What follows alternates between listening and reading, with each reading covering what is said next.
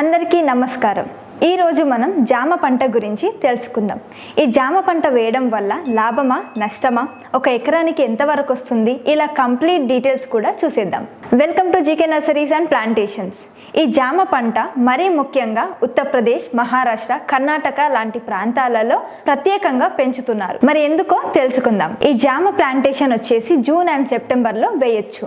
ఇది వచ్చేసి well rain soil ఉన్న ప్రాంతాల్లో అయితే మంచి పంటని ఇస్తుంది. ఇది వచ్చేసి ఎకరానికి 15 into 15 ఫీట్స్లో 220 ప్లాంట్స్ని పెట్టొచ్చు, లేదా 10 into 8 ఫీట్స్లో 500 ప్లాంట్స్ని కూడా పెట్టొచ్చు. ఈ జామ ప్లాంటేషన్కు సమయానికి నీరు అందించడానికి ఆటోమేటిక్ డ్రిప్ ఇరిగేషన్ సిస్టమ్ అనేది చాలా బాగుంటుంది. ఈ ప్లాంటేషన్ చేసే సమయంలో కొన్ని డిసీజెస్ని కూడా మనం చూస్తాము.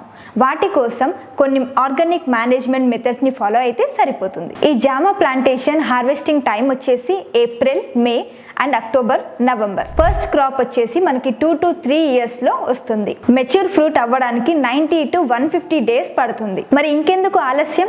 జామ ప్లాంటేషన్ గురించి చూస్తున్నట్లయితే ఇప్పుడే జీకే నర్సరీస్ అండ్ ప్లాంటేషన్స్కి కాంటాక్ట్ అవ్వండి.